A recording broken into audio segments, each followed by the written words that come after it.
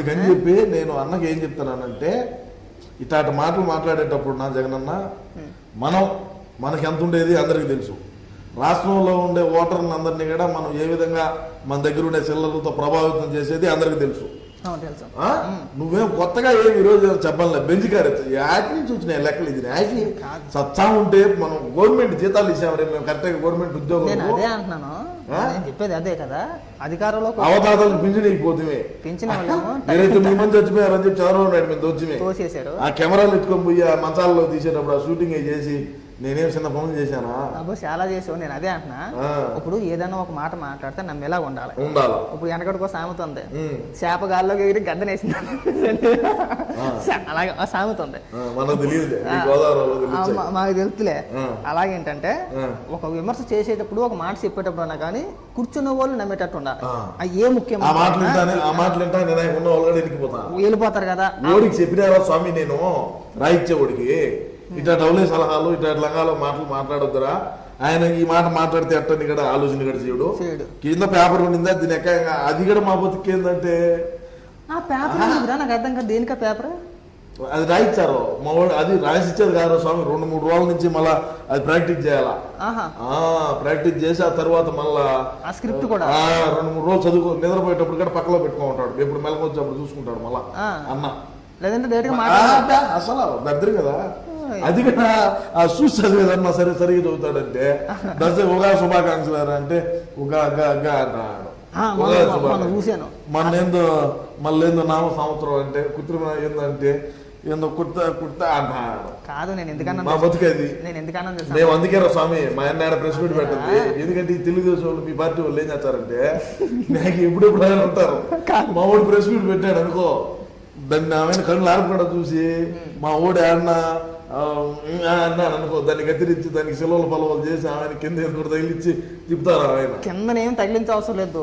మాట్లాడింది యాక్చువల్ అట్లా తీసుకొచ్చి వదిలితే చాలు, అదే పెద్ద వైరల్ తెలుసా. నేను ఈ దోశ ఎందుకు సరిపోవట్లేదు అన్నానంటే జనరల్ గా 2014 నుంచి 2019 వరకు తెలుగుదేశం ప్రభుత్వం, 2019లో మీ అన్న వచ్చాడు, మొత్తం అంతా నాకించేసాడు. ఇప్పుడు ఇది 2024. అవునా? మళ్ళీ 2014 నుంచి 19 వరకు చేసిన ఆరోపణలు చేస్తాడే ఇప్పుడు కూడాను. ఈ 5 ఏళ్ళు ముఖ్యమంత్రిగా చేశాడు కదా. ఇప్పుడు అట్లా చెప్పి క్వశ్చన్ ఇంకా అవలా, క్వశ్చన్ పూర్తి చేయండి. నువ్వు ఇప్పుడు ఏదైతే తెలుగుదేశం మేనిఫెస్టో పట్టుకుని విమర్శలు చేస్తున్నావో ఏ విమర్శలో 2019 ఎన్నికల్లో కూడా చేశాడు. ప్రజలు నమ్మారు, భారీ మెజార్టీ మీకు ఇచ్చారు కదా. మరి నువ్వు విమర్శ చేసేటప్పుడు ఈ 2019 నుంచి 2024 దాకా మీరు ఏం పీకారో చెప్పుకొని చెయ్యాలి కదా. మళ్ళీ 2014 వెళ్ళిపోయారా? నేను చెప్పేది ఏంది, 2014లో ఏం వాగ్దానాలు అయితే చేశాడో, ఏదైతే అప్పుడు అధికారంలో ఉన్నటువంటి తెలుగుదేశం మీద ఏ విధంగా అయితే విమర్శలు చేసినాడో యాజ్ తీసి మళ్ళా తీస్తున్నాడు. ప్రజలు నమ్ముతారులే గొర్రెలు కదా అని ఉంటాడు. మీరు చేసింది చెప్పుకోరా? మేమేం చేసింది ఎంత బొక్క ఏం చేసామా? చేసింది ఏం లేదనే కదా. ఏం చేసామురా?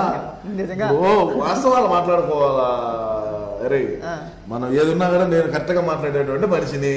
నువ్వు కరెక్ట్ గా మాట్లాడతామని నేను పిలుచుకొచ్చాను. నేను అదే చెప్పేది, ఉన్నట్టు మాట్లాడతాము. మేము ఏం పేరు కట్ల కట్టినామన్నాడా? ఒక మంచి పేరు తీసుకొచ్చా చెప్పనా? మంత్రులు అంటే వాళ్ళకి బూతులు మాట్లాడితేనే మంత్రులు అవుతారు అని బూతులు అంటారు.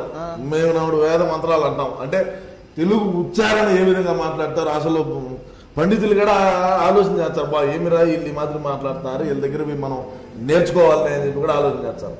అంటే బూతులు వస్తే సరిపోతుంది మీ పార్టీలో. బూతులు రావాలా, మటర్లు చేయాలా, ఎర్రచందనం అక్రమ రవాణా చేయాలా, గంజాయి తోలాలా, ఇసుక తోలాలా, మైనింగ్ చేయాలా, పీడీ యాక్ట్ ఉండి కొన్ని నెలల పాటు సబ్ జైల్లో ఉండాలా.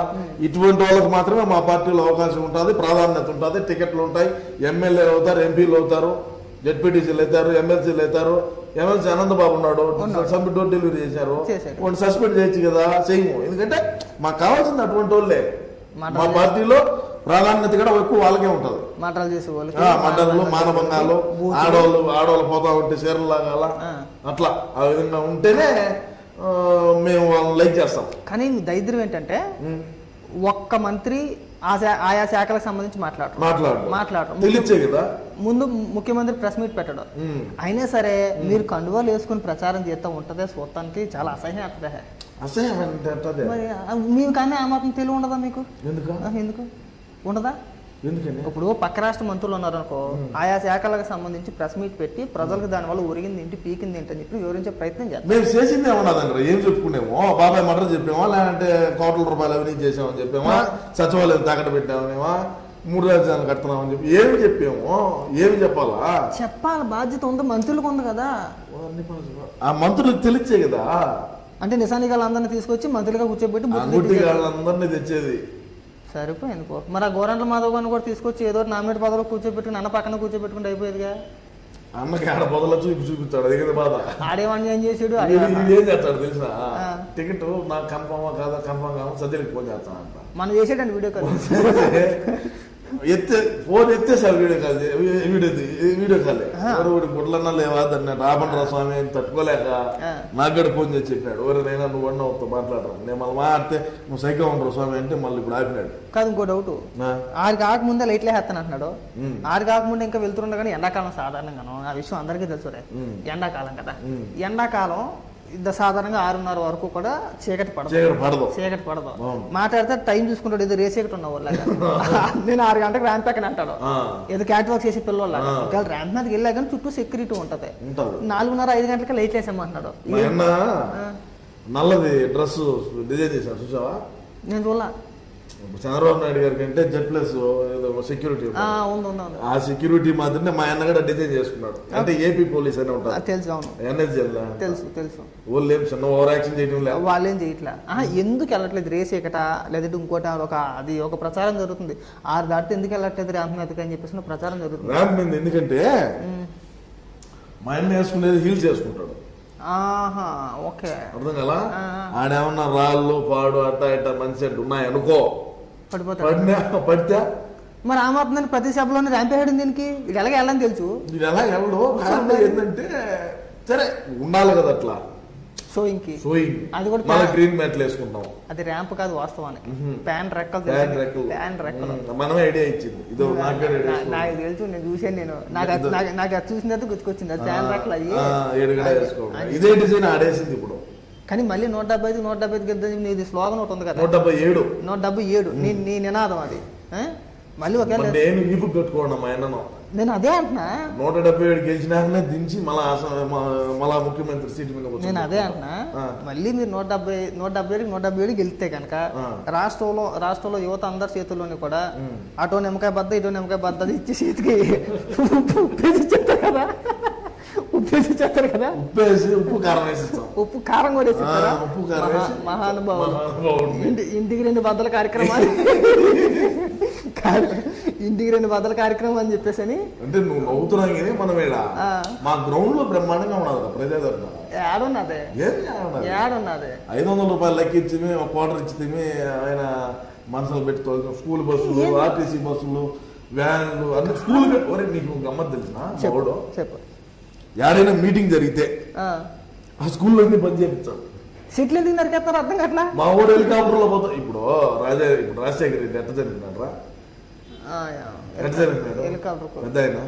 హెలికాప్టర్ కూలిపోయింది, షట్టలు నడిమతిలో పడినాడు. ఒకవేళ అట్లాంటి ప్రమాదం ఏమన్నా వచ్చాదేమో అని ముందుగా గ్రహించి ముందు జాగ్రత్తతో 100 సంవత్సరాలు వయసు ఉన్నటువంటి షట్టలు కూడా నేలమట్టం చేసి, అంటే ఒకవేళ పైనుంచి హెలికాప్టర్ ఏదన్నా ఇదైనా కూడా ల్యాండ్ అవుతుంది కదా కరెక్ట్ గా. చెట్లు ఉంటే చెట్లలో రెక్కలు దగ్గర వెళ్ళిపోతాం. హెలీప్యాడ్ 1 కిలోమీటర్ 2 కిలోమీటర్ల దూరంలో ఉంటుంది. 2 కిలోమీటర్ల చుట్టుపక్కల మొత్తం చెట్లు నరికేస్తున్నారు. ఆ హెలికాప్టర్ టైర్లు ఉండవు రోడ్డు మీద వెళ్తానికి. అప్పుడు రోడ్డు మీద వెళ్తున్నారు, రెక్కలు అంతే, కింద నుంచి వెళ్తారు, స్టాండ్ ఉంటారు, దిగుతుంది. ఎంతమంది దిగిపోద్దా? ఒకవేళ అట్ట కాదు పోయి, ఒకవేళ ఏదన్నా ఇబ్బంది జరుగుతుంది, మోటార్ గీటరు గాలి మోటార్ పాడు ఏదన్నా పెట్రోల్ అయిపోయి ఎట్లా జరుగుతుంది, సంథింగ్ జరిగింది అనుకో, అప్పుడు మా అన్న పోవాలి నేనా. అందుకోసం అని చెప్పి ఆ సెట్లు ఉంటే సెట్లు తగులుకొని హెలికాప్టర్ పేలిపోయే ప్రమాదం ఉంటుంది. అందుకు సెట్లని నరికేసి ఒకవేళ ల్యాండ్ కావాలన్నా సడన్ గా ల్యాండ్ అవుతాడు. అందుకు చెట్లు నరికి మీరు మందులు వేసుకోవాలో మేము మందులు వేసుకోవాలో అసలు